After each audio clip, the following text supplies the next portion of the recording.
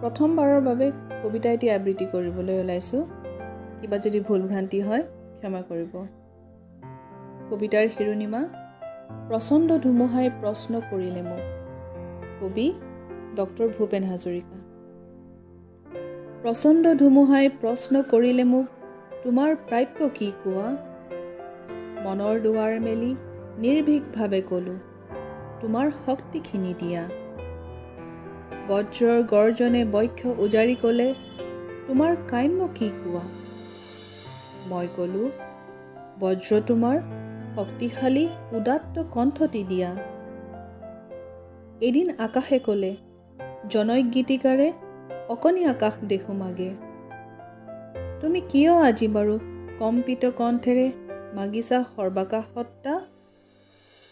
মই ক'লোঁ, তুমি এইটো কৈছিলা ৰাতিপুৱা, যিমানে বিলাই দিবা